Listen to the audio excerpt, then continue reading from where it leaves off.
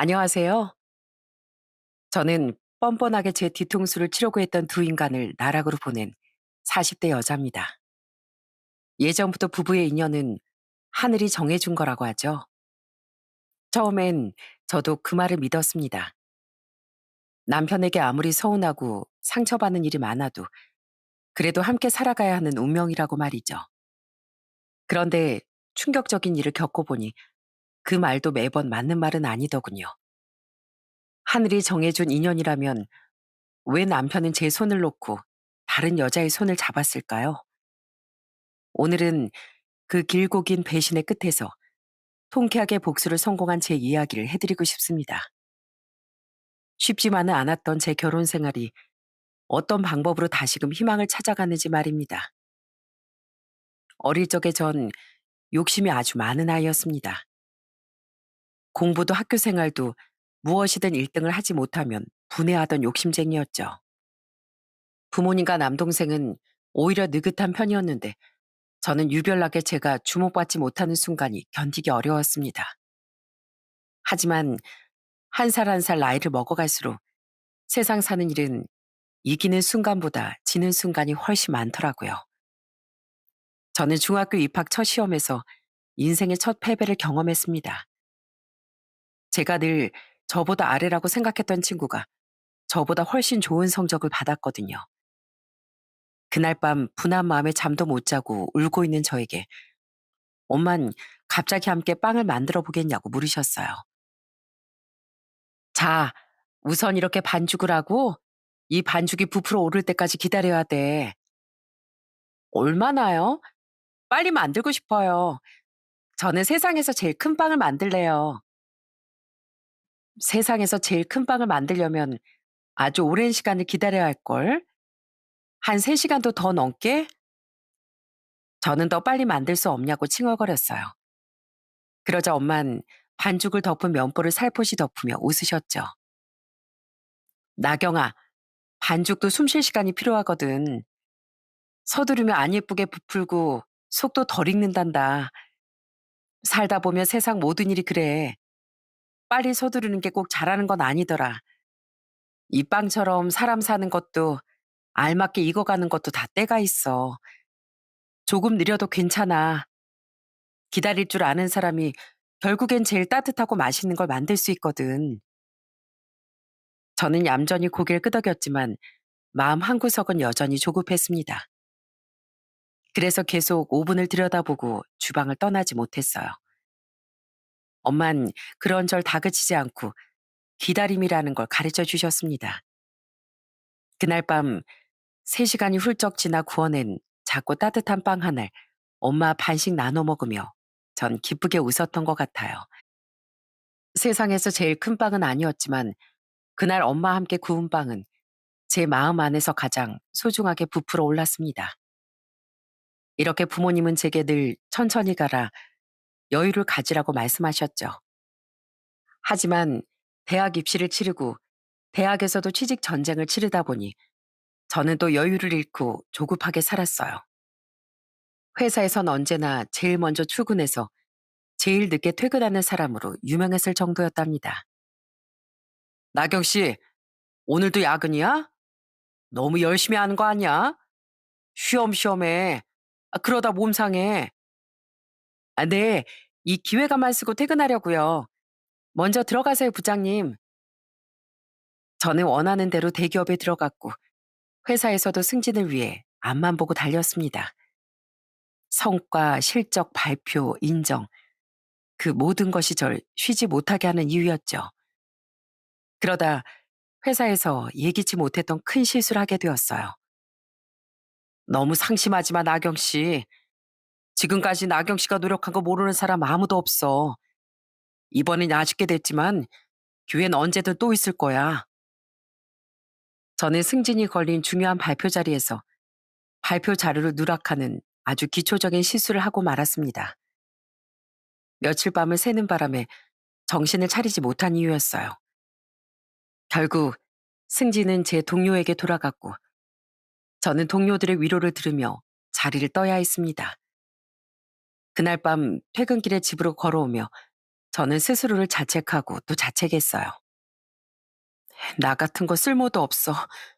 이때까지 헛고생만 했잖아. 왜 사니? 어? 왜 살아? 그러다 작은 동네 빵집 앞을 지나게 되었습니다. 그날 점심도 먹지 못하고 쫄쫄 굶었던지라 고소한 냄새에 이끌려 자연스럽게 빵집 안으로 들어가게 되었죠. 빵집 안엔 갓 구운 식빵을 정리하던 사장님이 계셨습니다. 사장님은 정말 행복한 표정으로 빵 하나하나를 진열하고 있었죠. 너무나 편안하고 만족스러워 보이는 사장님을 보고 저는 머리를 한 대 얻어맞은 것 같았어요. 여긴 프랜차이즈 빵집처럼 장사가 잘 되는 빵집도 아니었고 손님은 저밖에 없었는데 사장님은 왜 그렇게 행복한 표정을 하고 계셨을까요? 저는 뭔가 서글픈 마음이 들어 눈앞에 있는 빵 중에 하나를 집어들고 급하게 계산을 하려고 했습니다. 그러자 사장님은 다급한 저를 말렸어요. 손님, 천천히 하셔도 돼요. 여기선 급하게 뭘 팔아야 한다거나 바쁘게 움직이지 않아도 돼요. 그저 가꾸운 빵 냄새를 즐겨주시고 맛있게 드시기만 하면 됩니다. 사장님의 말을 듣고 전 빵을 사들고 나오며 한참 울었습니다. 그때까지 제가 원했던 삶은 뭐였을까요? 저는 빵 반죽이 다 부풀기도 전에 먼저 망쳐버리는 성격만 급한 사람이 아니었을까요?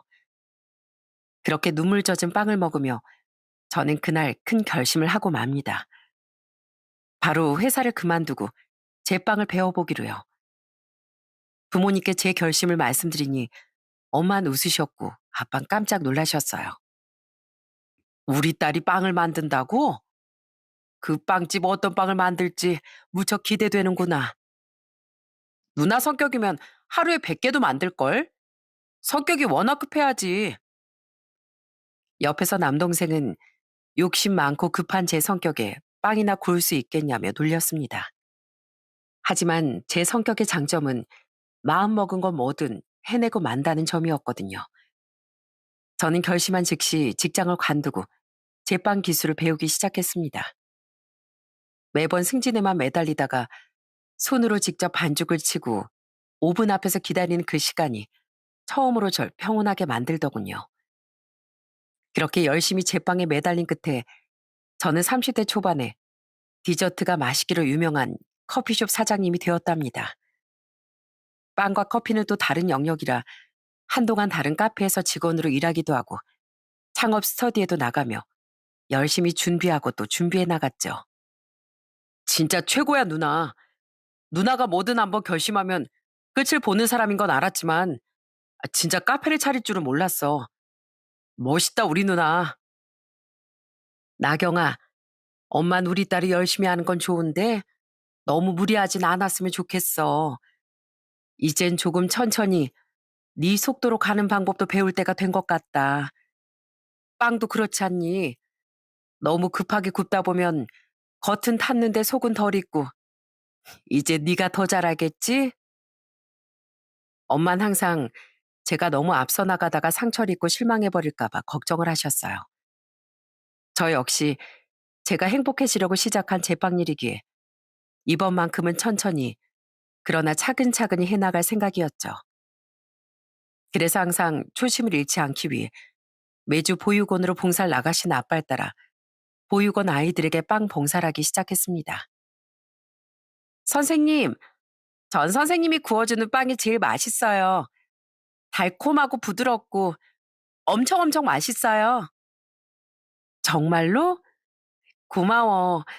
선생님이 앞으로도 맛있는 빵 많이 많이 만들어 줄게. 아이들이 그렇게 맛있게 빵을 먹는 모습을 보며 저는 늘 제가 이 일을 시작한 이유에 대해 마음을 다잡았습니다. 이 일은 성공하려고 시작한 게 아니라 행복해지기 위해 시작한 일이라는 것을요.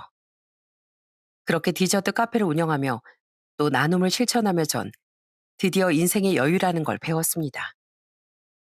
아무래도 마음이 한결 가벼워지다 보니 제 표정도 한층 더 밝아졌나 봐요. 그전까진 주변에서 아무 말이 없다가 갑자기 소개팅을 하라며 성하더라고요. 그때쯤 저도 곰곰이 생각해보니 연애한 지도 오래됐고 좋은 사람을 만나면 더더욱 활기찬 인생이 될 것 같았습니다. 결국 전 소개팅에 나가기로 했어요. 안녕하세요. 이번에 만나 뵙기로 한 이성혁이라고 합니다. 혹시 괜찮으시면 제가 운영하는 레스토랑으로 모시고 싶은데 괜찮으신가요? 저라는 사람을 보여드리기에 저희 식당을 보여드리는 것만큼 좋은 방법은 없을 것 같아서요. 소개받기로 한 남잔 서양식 레스토랑을 운영 중이라고 들었는데 첫 만남부터 본인의 식당으로 절 초대했습니다. 남자를 소개해준 지인에게 듣기론 셰프는 아니지만 외식 경영 분야에서 아주 이름난 사람이라고 했어요. 저도 첫 만남부터 식당으로 부르는 자신감이 궁금해져서 흔쾌히 남자의 레스토랑으로 향했습니다. 반갑습니다, 나경 씨.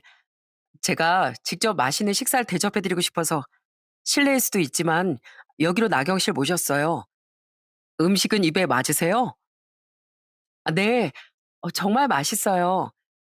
저도 실례인 걸 알지만 초면에 너무 밥 먹는데 집중했네요. 아닙니다. 저희 레스토랑 음식을 맛있게 드셔주셔서 오히려 감사드려요. 남잔 제 예감처럼 자신감 넘치고 패기 있는 사람이더군요. 저 역시 그런 성격이었기에 저는 몇 번의 만남 끝에 남자와 연애를 시작했어요. 그리고 2년간의 연애 끝에 결혼에 골인했습니다.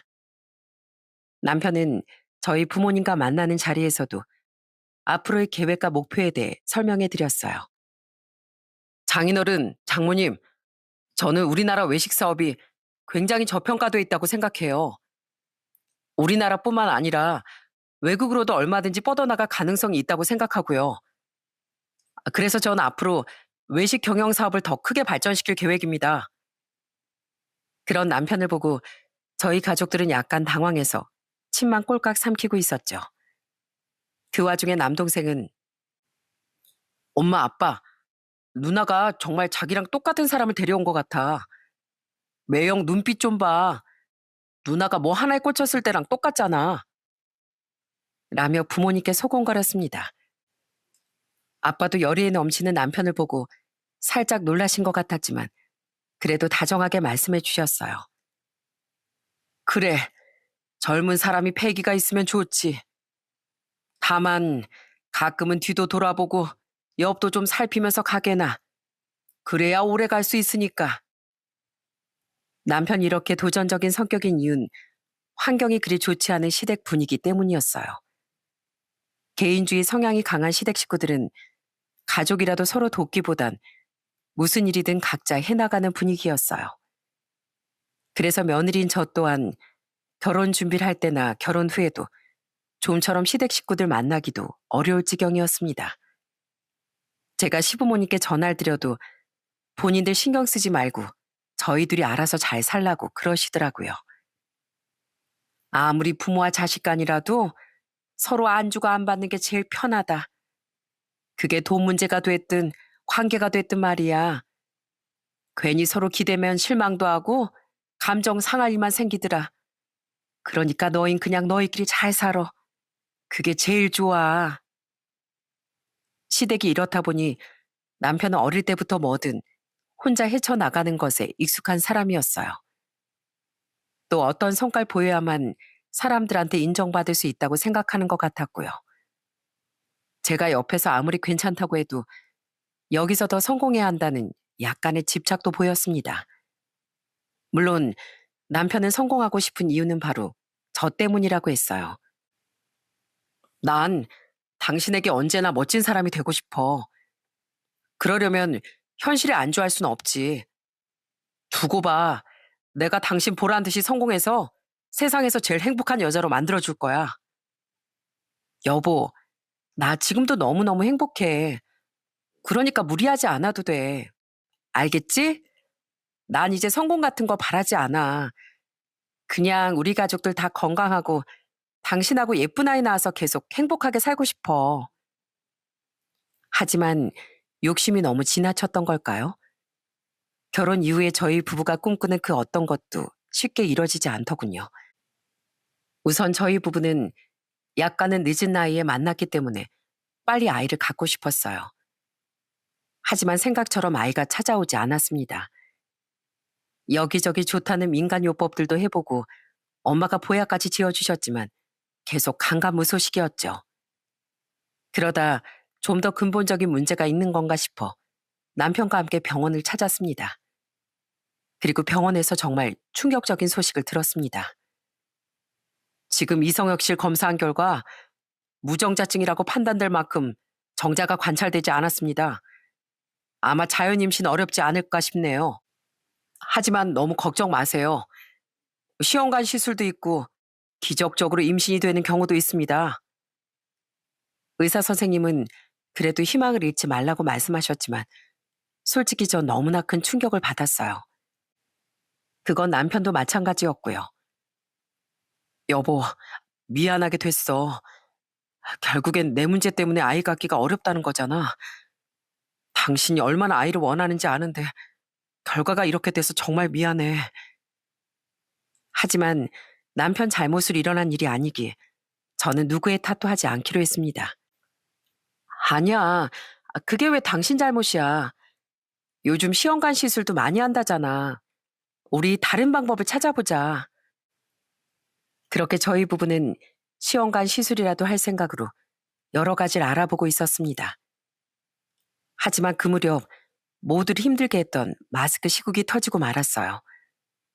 다들 아시겠지만 그때 상황이 너무 심각해서 시험관 시술은커녕 병원에 가기도 힘들어졌어요. 결국 저흰 일단 마스크 시국이 끝나기만을 기다리고 있었습니다. 하지만 1년, 2년이 지나도 시국이 잠잠해지지 않더라고요. 사실 약간 잠잠해졌을 무렵 시술을 시도해 보려고 했지만 그때 저희 부부에겐 아기보다 더 큰 문제가 있었어요.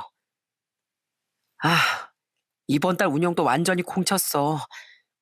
이러다가 인건비는커녕 월세 내기도 빠듯할 것 같아. 대체 이 마스크 시국은 언제 끝나는 거야? 바로 남편의 식당이 마스크 시국으로 인해 가장 큰 타격을 입은 것이었습니다. 제 카페는 커피와 디저트 메뉴가 주력이라서 그래도 포장 손님이 많았는데 남편의 레스토랑은 아무래도 음식을 포장해 가기에 무리가 많았거든요. 그렇다고 홀 손님만 보고 레스토랑을 운영하자니 영업을 하면 할수록 인건비 때문에 계속 적자인 형편이었고요. 여보, 우리 조금만 더 버텨보자. 거리두기만 조금 완화되면 그래도 버텨볼 순 있을 거야. 당장 다음 달부터 직원들 월급을 어떻게 처리해야 할지 고민이야. 임대료는 보증금에서 까든 돈을 빌려서라도 메꾸겠는데 직원이 한두 명이어야지. 남편도 결국엔 버티고 버티다 직원들도 절반이나 내보내고 최소한의 인력으로 간신히 레스토랑을 운영했습니다. 하지만 거리두기 단계가 연일 최고 단계를 유지하자 도저히 버티지 못해 신용 대출도 끌어쓰고 돈을 빌릴 수 있는 곳은 죄다 빌려서 급한 불만 끄기 시작했어요. 저도 제가 여력이 닿는 대로 무엇이든 도왔습니다. 저희 카페도 계속 적자를 보고 있었지만 남편 레스토랑의 월세도 내주고 식자재 대금이 밀리지 않도록 제 통장에서 빠져나가는 돈을 셀 수도 없을 정도였어요. 하지만 어느 순간부턴 저희 둘 다 더는 손쓸 수 없는 지경에 이르렀습니다. 여보, 당신 아까부터 계속 전화 올리는데 안 받아도 돼? 됐어. 받아봐야 빚쟁이들 빚독촉일 텐데 일단 무시하자. 전화 받아봐야 욕밖에 더 먹겠어? 그렇게 모든 방법을 총동원해 3년을 버텼지만 남편은 결국 폐업을 선택할 수밖에 없었어요.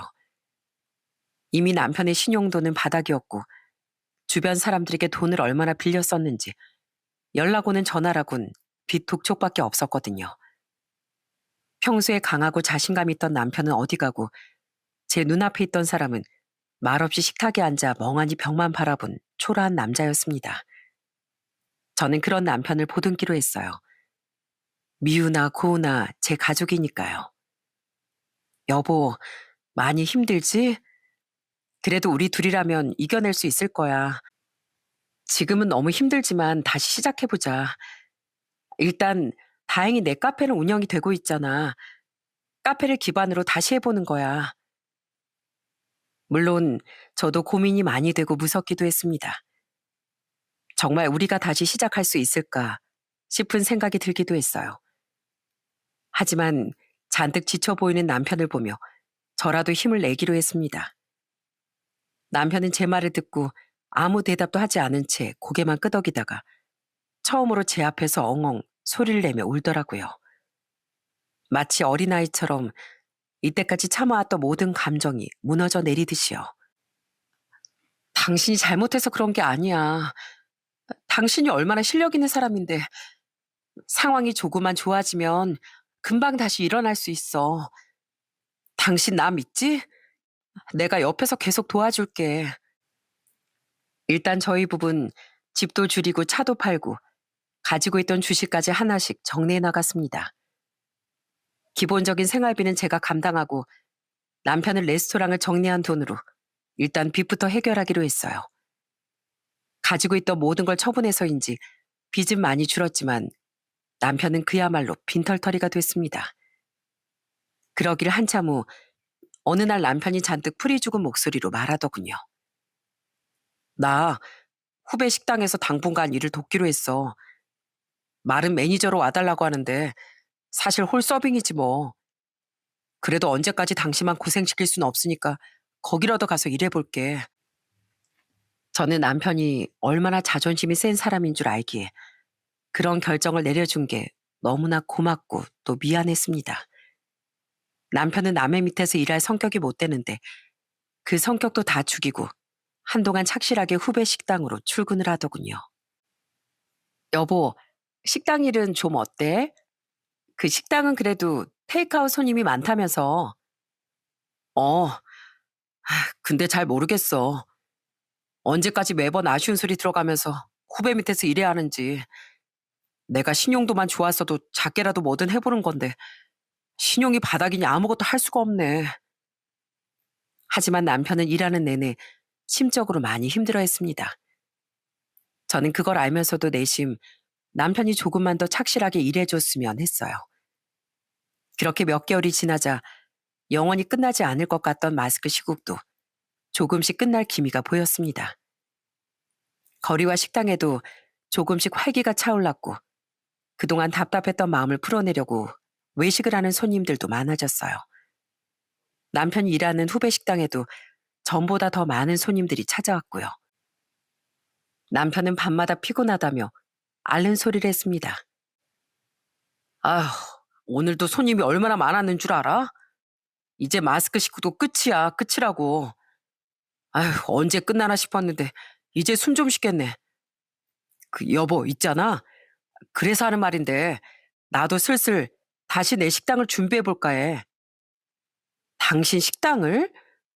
당신 아직 대출도 다 막혀있고 나도 이제 여유 자금이 하나도 없는데 무슨 수로. 내 생각엔 조금만 더 기다렸다가. 아니야, 지금이 딱 기회야. 당신도 알잖아. 요즘 사람들 보상 심리 때문에 밖으로도 많이 나온다는 거. 지금 자리를 잡아야 나중에 완전 정상화됐을 때 제대로 탄력을 받는다고. 남편은 아주 오랜만에 자신감 넘치는 목소리로 말했습니다. 저도 남편이 기운을 차려서 다행이라고 생각은 했지만 그래도 벌써 식당을 내기엔 무리인 것 같았어요. 남편은 제가 반대하는 분위기인 것 같자 그제까지 남편 혼자 세워두었던 계획을 꺼내들고 저를 설득하기 시작하더군요. 자, 이건 내가 분석한 상권하고 메뉴 원가표, 그리고 예상 수익률이야. 어때? 이 정도면 할만하지? 근데 당신도 알다시피 내가 밀린 세금도 많고 신용도도 꽝이잖아. 그래서 혹시 당신 명의로 식당을 차리면 어떨까? 당신은 아직 대출도 잘 나오잖아. 남편이 준비한 비장의 무기는 바로 저였습니다. 저는 깜짝 놀랐지만 남편이 워낙 계획성도 있고 실력도 좋은 사람이라 잠시 생각하다가 남편의 제안에 수긍했어요. 그때까지도 전 남편을 전적으로 믿고 있었거든요. 내 명의를 이용해서 당신에게 도움이 된다면 얼마든지 써도 좋아. 내가 비용 좀 마련해 볼게. 당신은 당신이 하고 싶은 계획 한번 열심히 해봐. 저는 카페 운영을 위해 따로 빼놓았던 돈을 남편에게 몽땅 투자했습니다. 남편은 저의 지원에 제대로 탄력을 받고 다시 식당을 오픈했어요. 남편은 원래도 사업 수완이 좋은 사람이었지만 이번에야말로 마지막 기회라고 생각했는지 하나부터 열까지 계획을 세워 움직였습니다. 남편이 원래 레스토랑을 운영할 때 이미 쌓아둔 인맥도 상당히 넓었고 남편의 재기를 돕겠다는 스타 셰프들도 있었어요. 남편 레스토랑 오픈 첫날은 일반 시민들도 알 법한 유명 셰프들이 레스토랑을 방문해 주었고 덕분에 홍보 효과가 엄청났습니다. 여보, 난 당신이 해낼 줄 알았어. 오늘 레스토랑에 온 손님들이 몇이나 됐는 줄 알아? 당신 정말 멋있어. 대단해. 내가 뭘 했어. 나 정말 잘해낼 자신 있다고 했잖아. 당신 조금만 더 기다려. 아직은 오픈빨이라 손님이 많은 것 같지만 식당에서 제일 중요한 건 오픈빨이 떨어졌을 때부터니까. 그리고 그때가 진짜 내 실력을 보일 수 있는 시기고. 남편은 기쁜 기색을 숨기지 않으면서도 냉정하게 앞을 내다보고 있었어요. 이제부터가 진짜 시작이야. 반짝하는 관심이 아니라 꾸준히 찾아오는 단골을 만들려면 음식 하나하나 더 신경 써야 돼. 서비스도 마찬가지고. 저는 그런 남편의 진지한 모습을 보며 이 사람은 정말 다시 일어설 준비가 되어 있구나 싶었어요. 이웃 레스토랑은 남편의 말처럼 인터넷에 떠들썩한 핫플레이스가 되었답니다. 유명 연예인들도 다녀가고 소위 오픈런을 해야 먹을 수 있는 식당이 되었죠. 식당을 오픈하고 1년쯤 지났을 때도 여전히 맛과 분위기를 잃지 않아서 찐 단골들까지 섭렵한 진정으로 성공한 레스토랑이 되었습니다. 그쯤 되자 남편은 아주 기세등등해져서 어깨가 아주 하늘까지 치솟았어요. 당신 그 카페 계속 해야겠어? 힘들면 그만둬도 돼. 내가 버는 돈이 얼만데 빵도 당신이 직접 만들지 말고 제빵사 쓰라니까. 아이고 참나. 당신 귀가 살아도 제대로 살았구나? 전에 날 만난 건 당신 인생 최고의 복이라더니 이젠 카페를 관두라고? 나한테 평생 충성한다고 했으면서 나 백수 만들려고? 아, 이렇게 능력 있는 남편 만났으면 집에서 놀고 먹어도 되잖아. 내가 주는 돈으로 생활하기 부족하진 않을 텐데. 식당이 성공하자 남편은 자신감을 넘어 이젠 가끔 절 무시하는 느낌이었어요. 어떤 날은 제 카페를 구멍가게라고 얘기하기도 하고 매번 그깟 짓고 관두라며 대수롭지 않게 말하곤 했습니다. 그동안 남편이 힘들 땐 제가 기꺼이 뒷받침했지만 막상 제가 소중히 여기는 일에 대해 남편은 별로 존중하지 않는 듯한 말투를 쓸 때면 속이 상하곤 했죠. 그래도 한때 실패를 맛봤다가 사업이 잘 되니 좋아서 그러는 거겠지 하며 참고 넘어갔습니다. 하지만 남편의 자만은 점점 도를 지나치더군요. 어느 날 전 엄마 통화를 하게 되었는데요. 그날따라 엄마 목소리가 영 좋지 않았습니다. 엄마, 무슨 일 있어요? 목소리가 왜 이렇게 안 좋아요? 아빠랑 다투셨어요? 아니야. 네 아빠가 어디 화 한번 내는 사람이니? 사실 그게 아니고 이서방이 얼마 전에 우리 집에 와서 네 얘기를 좀 하더라. 제 얘기를요? 그 사람이 무슨 얘기를요? 그게 아유 말할까 말까 하다가 네가 알아야겠다 싶어서 말한다. 이서방이 글쎄 대뜸 찾아와서 그러더라. 너 하는 카페는 언제 그만둘 거냐고. 엄마 아빠가 딸 설득 좀 시켜보라더라. 그럼 푼돈 버느라 시간 보내지 말고 시험관 준비부터 했으면 좋겠다고. 전 엄마의 말을 듣는 순간 머릿속이 멍해졌습니다. 남편은 제가 카페를 얼마나 사랑하는지 가장 옆에서 지켜본 사람이었거든요. 마스크 시국으로 힘들 때 카페를 지키려고 제가 얼마나 발이 땀나게 뛰었는지도요. 저는 며칠이 지나도 남편이 했다는 말이 잊혀지지 않았어요. 그래서 그날도 약간은 멍하게 카페에 앉아 있었어요.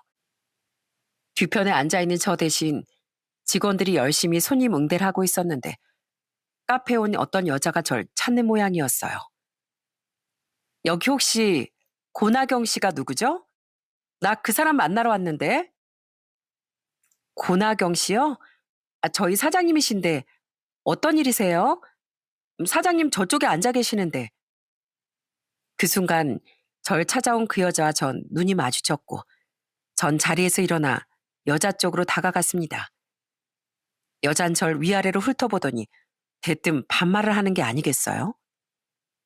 아, 당신이 고나경이야? 생각보다 나쁘진 않네.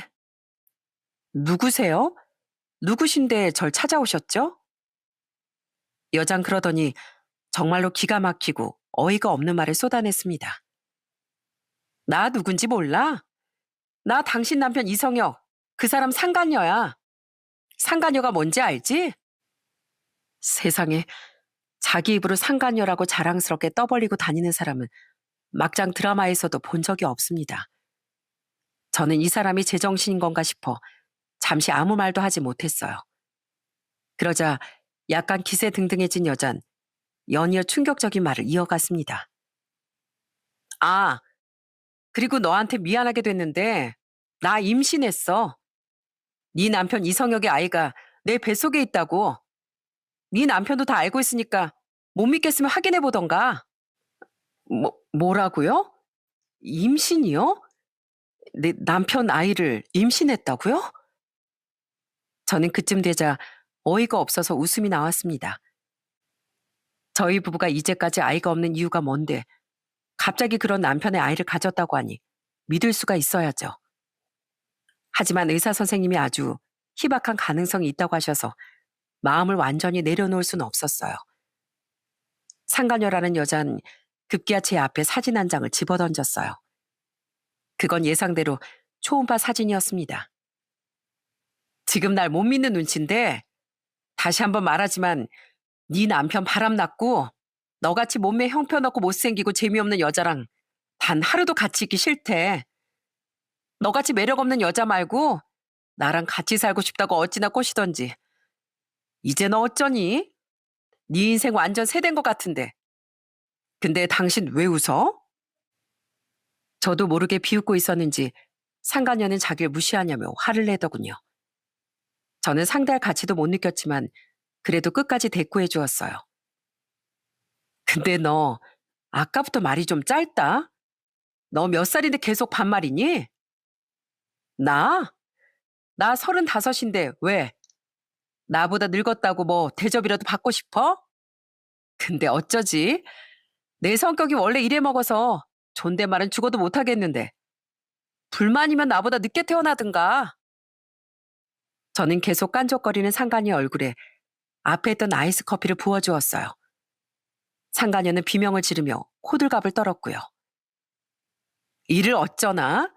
내 성격이 이런데 너도 불만 있으면 우리 밖에 나가서 맞짱이라도 뜰까? 제가 나가서 몸싸움이라도 하자고 하자 상간녀는 갑자기 한 발 뒤로 물러나더군요. 그도 그럴 것이 저는 키가 167에 몸무게도 제법 나가는데 그 여자는 기껏 해봐야 155쯤 되는 키에 50kg도 안 나가게 왜소한 편이었거든요. 아마 저에게 한 대만 맞아도 기절할 것 같았죠. 나이가 몇인데 맞짱 뜨자는 소리를 해? 진짜 어이없어서. 말로 해요, 말로. 왜? 서로 신고 안 한다는 조건으로 제대로 한판 붙자. 이제 와서 겁나니? 사실 전 그때 쿨한 척하고 있었지만 속으론 화가 끌어올라 참을 수 없는 지경이었어요. 요새 남편이 툭하면 절 무시하고 기세등등했던 이유가 바로 밖에서 딴짓을 하고 있어서였나 봐요. 너 영업하는데 방해하지 말고 이름하고 전화번호 하나 적고 그냥 가라. 나중에 나도 상간녀 소송을 걸어야 할 것 같은데 번호쯤은 알고 있어야지. 상간녀는 몸싸움도 말싸움도 저를 못 당할 것 같았는지 그대로 쥐새끼처럼 도망을 치더라고요. 남편과 바람을 핀 것도 모자라 뻔뻔하게 제 카페까지 찾아와 영업을 방해한 건 도저히 참을 수 없는 일이었어요. 저는 곧장 남편 매장으로 달려갔습니다. 남편은 절 보고 아주 태연하게 반기더군요. 정말 뻔뻔한 인간이죠. 오늘도 식당에 손님이 많네. 당신 참 힘들겠다. 할 일 많아서. 그렇지 않아도 직원을 더 구할까 봐.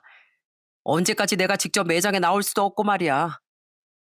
당신은 그래서 왜 여기까지 찾아왔어? 바빠 죽겠구만. 당신 카페는 한가한가 봐. 남편은 제가 어떤 소리를 듣고 왔는지 상상도 못하고 여전히 잘난 척을 하고 있더군요. 저는 그 순간 더는 참을 수 없을 만큼 아주 짜증이 나더라고요. 저는 남편에게 딱 세 글자만 말해주었어요. 허윤진. 뭐? 누구? 누구라고? 허윤진? 당신이 그 사람을 어떻게... 당신 되게 당황한다? 왜? 내가 뭐 알면 안 되는 사람이야? 남편은 제가 그 상간녀 이름을 말하자 몹시 당황하며 식은땀까지 흘렸습니다. 그러면서 중얼중얼 변명만 해대더군요. 저는 그런 남편을 보고 웃음이 터져서 큰 소리로 깔깔 웃었어요. 그러자 남편은 더욱 당황하며 안절부절 못했고요. 야, 너 언제부터 바람 폈니? 그 여자가 내 카페로 찾아왔더라. 자기 임신했으니까 이혼해달래. 내가 진짜 기가 차서 너 그동안 바쁘다고 그렇게 잘난 척을 하더니 바람 피우느라 그랬구나. 그 상간녀랑 놀 시간이 부족해서 직원까지 더 뽑으려고? 남편은 그제야 사태를 파악하고 제 바지가랑이를 붙들고 늘어졌습니다. 여보, 그게 아니라 아이씨, 내가 분명 찾아가지 말라고 했는데 그냥 내가 요즘 일이 힘들어서 아주 잠깐 시간만 보낸 거야. 정말이야. 너 진짜 웃긴다. 개구리 올챙이적 생각 못한다고 다 죽어가는 인간 내 돈 바쳐서 살려놨더니 이런 식으로 내 뒤통수를 쳐? 그래, 이혼하자. 나도 이제 너 같은 인간이랑 못 살아. 우리 사이에 애가 있니 뭐가 있니? 제 입에서 먼저 이혼 얘기가 나오자 남편은 크게 놀라며 당장 그 여자와 헤어지겠다며 빌기 시작했어요. 아니야. 그 여자 나보고 정고당당하던데 계속 만나. 오히려 내가 당신에게 고맙지. 전 웃으며 남편에게 진심으로 고맙다고 말했습니다. 남편은 그런 제 태도가 이상해 보였는지 입도 뻥긋 못하고 계속 머리만 극적였어요. 그럼 그 여자랑 애 낳고 어디 한번 잘 살아봐. 절대 후회하지 말고. 알았지? 저는 그 길로 남편의 식당에서 나왔고 며칠 지나지 않아 변호사를 선임해 이혼 소송을 진행했습니다. 제가 이혼을 준비한다는 게 그 상간녀 귀에 들어갔는지 얼마 뒤 전화가 걸려오더군요. 아줌마, 진짜 이혼 준비하고 있는 거 맞죠? 서류 접수는 했어요? 왜?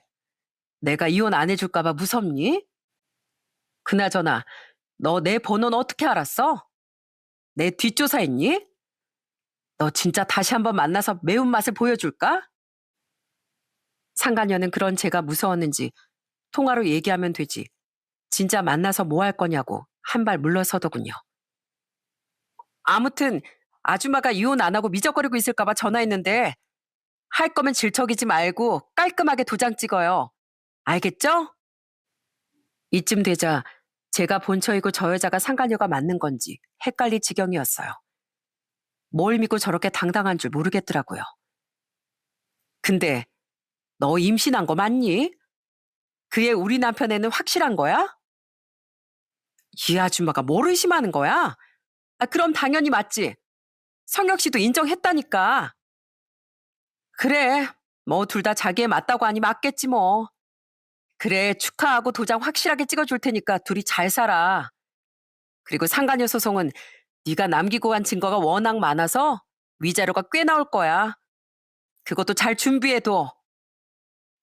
제가 상간녀 소송 얘기를 꺼내자 상간녀는 알아서 하겠다며 소리를 빽 지르고 성질을 냈습니다. 귀 아프니까 소리 지르지 말래? 근데 궁금한 게 있는데 내 남편 도대체 어디가 좋은 거야? 나이도 너보다 한참 많은데. 뭐 그거야 내 또래 남자들보다 능력 좋고 유명한 레스토랑 사장이잖아요. 성혁 씨 레스토랑이 내 친구들 사이에서도 얼마나 유명한 줄 알아요? 그런 남자의 와이프가 되면 그 식당 다 내 거잖아요. 저는 상간녀의 말도 안 되는 꿈을 더 듣고 싶지 않아 그냥 전화를 끊어버렸습니다. 그리고는 원래 진행하고 있던 이혼 소송과 상간녀 소송을 더 열심히 준비해 나갔습니다. 열심히 준비한 만큼 소송은 제게 아주 유리하게 흘러갔어요. 하지만 제가 준비한 복수는 소송이 끝이 아니었습니다. 저는 완벽한 반전의 반전을 준비하고 있었거든요. 여러분도 깜짝 놀라실 거예요. 일단 이혼 소송이 어느 정도 마무리돼갈 무렵 남편에게 급하게 전화가 걸려왔어요. 남편은 기차 화통을 삶아 먹었는지 전화를 받자마자 소리를 질러댔습니다. 당신 지금 무슨 짓을 한 거야? 지금 부동산에서 전화 왔는데 당신 내 가게 내놨어? 지금 영업이 얼마나 잘 되는데 가게를 내놔? 당신 미쳤어? 미친 건 당신이겠지. 그 가게 내 명의 내 가게야. 내 거 내가 판다는데 문제 있어? 그렇게 세금 잘 내고 신용관리 좀 잘하지 그랬어? 아니지. 애초에 사업 명의를 남의 명의로 하면 되겠어? 아무리 부인이라도 말이야. 안 그러니? 저는 남편을 깔깔 비웃어 주었습니다. 남편이 어찌나 분해하는지 전화기 너머로도 그 화가 느껴지더군요. 근데 따지고 보면 당신한테 손해는 아니지. 그 가게 얻으면서 들어간 돈 다 내 돈이잖아. 인테리어도 내가 해줘. 가게도 내가 얻어줘. 심지어 내 명의로 대출까지 받아줬지? 내 덕에 호의호식하고 살았으면 고마운 줄 알아. 미안한데 넌 이제 끝났어. 제발, 여보, 내 얘기 한 번만 들어봐. 내가 이 가게 키우는데 얼마나 애쓴 줄 알잖아. 사람을 이렇게까지 밑바닥에 쳐박아야 속이 시원하겠어? 그쯤 되자 저는 웃음기를 완전히 지우고 정색을 하며 말했습니다. 너는, 그런 넌 날 완전히 무시하고 다른 여자랑 놀아놨을 때 속이 시원했니? 난 당신이 그렇게 열심히 키워둔 식당 덕분에 당분간 주머니가 두둑할 것 같네. 아주 고맙다. 아니야, 안 돼. 제발, 안 돼. 나 헤어질게. 그 여자랑 헤어지면 되잖아. 그 여자 정리할게, 당장. 정말 아직도 너 정신을 못 차렸구나. 이만 끊자. 다신 연락하지 마. 당신 목소리 듣기만 해도 속 터지니까. 남편은 그 이후로도 계속 매달렸지만 저는 미련 없이 후한값을 받고 가게를 다른 사람에게 팔아버렸습니다. 그렇게 기세등등하던 남편은 한순간에 식당 사장에서 돈 한 푼 없는 백수 신세가 되었네요. 하지만 이걸로 복수를 끝내기엔 좀 아쉽잖아요. 그로부터 며칠 뒤 이번엔 남편이 우열까지 하며 제게 전화를 걸어왔습니다. 너희들은 왜 아직도 나한테 집착하니? 그냥 둘이 잘 살아 좀. 전화 좀 그만해. 여보, 나 속았어. 속았다고. 왜 나한테 이런 일만 일어나는 거야? 나 억울해. 남편은 진심으로 억울해하며 본인이 속았다고 난리더군요. 여러분은 대체 남편이 뭘 속은 건지 예상이 되시나요? 저는 남편의 울부짖음을 들으며 그만 웃음이 터질 뻔했습니다. 속았다고? 아니, 뭘 속았다는 건데? 그 여자가 뭐 거짓말이라도 했어? 그 여자가 임신했다는 애, 그 내 애가 아니었어. 내 아이가 아니었다고. 난 내 애라는 소리만 믿고 내 모든 걸 바쳤는데 어떻게 나한테 이럴 수가 있어? 남편은 말을 횡설수설하며 눈물 섞인 목소리로 중얼거렸고 오히려 더 볼썽사납게 들렸습니다. 참, 당신 진짜 몰랐어? 당신 무정자증인 거 벌써 잊은 거야? 너, 나 아이 못 낳는다고 내심 무시하고 있었지? 그래서 그 여자한테 홀랑 간 거지? 네 아이 낳아줄까 봐. 근데 난 알고 있었는데 그 상간녀 애가 당신 애가 아니라는 거 너무 뻔하지 않니? 뭐라고? 당신은 알고 있었다고? 전에 분명 병원에서 무정자증이라도 임신할 수 있다고 그랬잖아. 난 그 말만 철석같이 믿었지. 당신 바보야? 그런 확률이 몇이나 되겠어?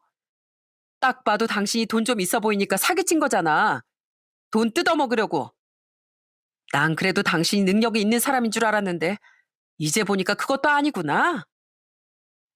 사실 전 처음부터 어느 정도 예상을 하고 있었어요. 만약 바람을 피우고 진짜 남편 아이를 가졌다면 저 몰래 숨어 다니거나 아이를 지키기 위해 조금이라도 처신을 잘했을 텐데 그 상간녀는 아주 뻔뻔하게 제 앞에 나타나 이혼해라 마라 난리였으니까요. 내가 그 여자한테 나 무정자증이라고 말했는데 어디서 그런 사람도 임신한 경우가 많다면서 기사 같은 걸 보여줬단 말이야. 난 그 여자한테 가스라이팅 당한 거야. 억울해. 그 상간녀는 알고 보니 남편 말고 진짜 남자친구가 있었고 그 남자의 아이를 임신했던 모양이었어요. 임신도 한 김에 남편을 거하게 뽑아먹을 계획이었는데 이혼도 하고 가게도 뺏기고 상간녀 소송도 당했으니 얻는 건 하나도 없고 오히려 위자료만 물게 된 것이었죠. 그 여자가 갑자기 미친 사람처럼 소리 지르면서 본인이 왜 콩고물 하나 떨어지지 않는 40대 남자랑 만나야 하냐고. 사실 돈 보고 만났는데 돈도 없으면 이제 끝난 거 아니냐고. 오히려 한탕하려다가 실패해서 망했다고 그러더라고. 상간의 달콤한 게임에 한순간에 넘어갔던 남편은 인생을 완전히 말아먹고 아직까지도 제게 종종 전화해 억울하다며 울고 있습니다. 지금은 어디 지방에 내려가 폐인 생활을 하고 있는 모양이에요. 시댁에서도 남편을 모른 척하고 누구 하나 도와주는 사람도 없는 모양이었어요. 그 난리를 겪고 이혼한 지 1년이 넘었지만 여전히 저에게 매달리는 걸 보면 참 능력 없고 변변치 않은 남자네요. 누나, 아직도 그 자식한테 전화 와?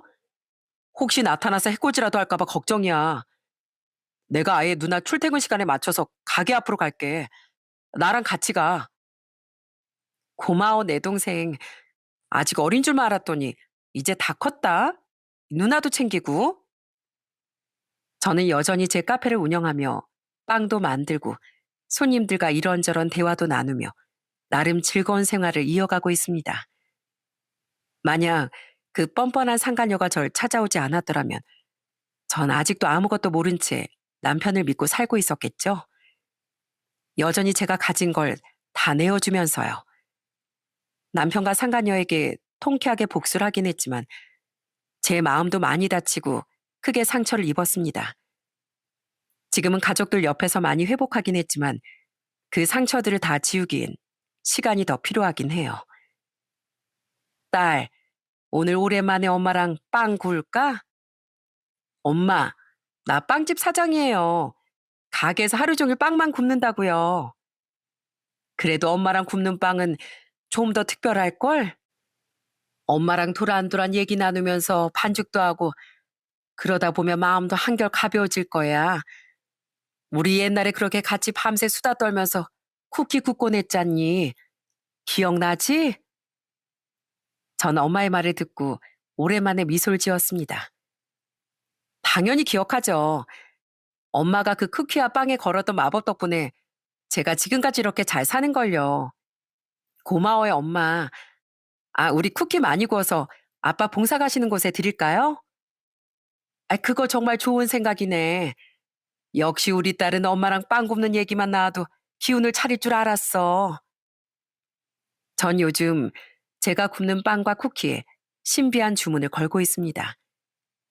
그건 바로 먹으면 먹을수록 행복해지는 주문이죠. 혹시 이 사연을 듣고 계신 분 중에 우연히 저희 카페를 방문해 주시는 분들이 계시다면 행복이 가득 깃든 저의 빵과 쿠키를 꼭 한 입 드셔보셨으면 좋겠습니다.